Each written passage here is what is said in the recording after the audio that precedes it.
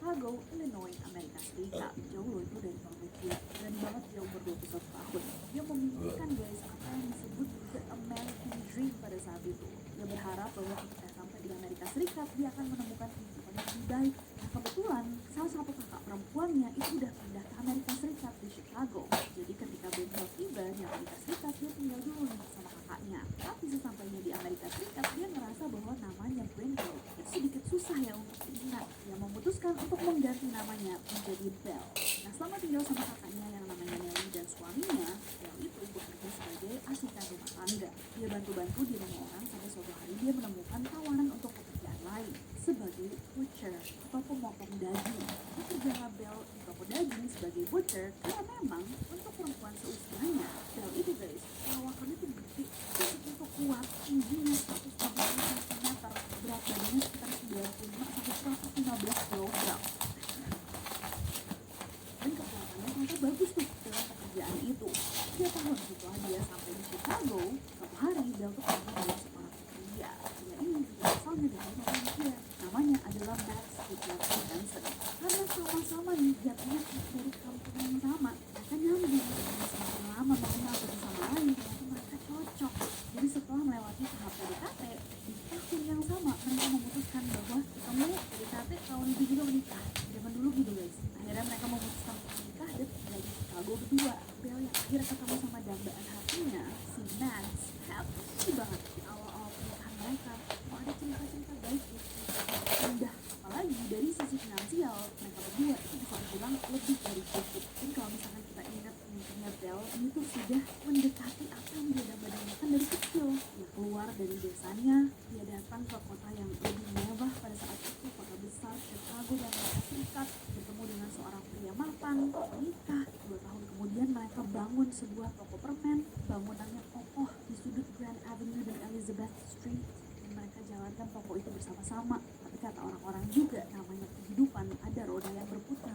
Satu hari Matt sama Belle itu ketimpa musibah. Tiba-tiba saja rumah dan toko permen mereka itu terbakar guys. Benar-benar kobong secara misterius. Tentunya Matt sama Belle sedih banget. Tapi ternyata dari kejadian itu cair asuransi yang cukup besar. Yang akhirnya mereka bisa gunakan untuk membeli sebuah rumah baru di Austin, Illinois. Lagi-lagi secara finansial mereka tuh lebih dari cukup dan tambah terberkahi dengan tragedi kemarin. Karena asuransinya cair, mereka tinggal di rumah yang lebih besar itu. Dan walaupun mereka bahagia dan saling cinta, tapi ternyata Matt sama Belle itu nggak bisa punya anak guys. Merasa bahwa anak-anak akan bisa melengkapi kehidupan mereka yang sudah baik itu, membuatnya lebih sempurna. Mereka memilih mengasuh 5 anak. Akhirnya mereka mengangkat 5 anak, Jenny Olsen, Bertil Sorensen, Lucy Sorensen, Alex Sorensen, dan Caroline Sorensen. Nah dari 5 anak ini guys, yang paling kecil itu si Alex sama Caroline kan. Katanya walaupun ini nggak tercatat dengan jelas dalam sejarah, mereka tuh masih kecil banget, ini masih bayi gitu. Dan sedihnya di tahun 1896, Caroline itu kehilangan nyawanya. Dokter menduga bahwa dia kena colitis akut, itu radang usus besar. Dan di tahun 1898, Alex juga meninggal karena alasan yang sama. Nah, tentunya kesedihan menyelimuti keluarganya Belle dan Matt.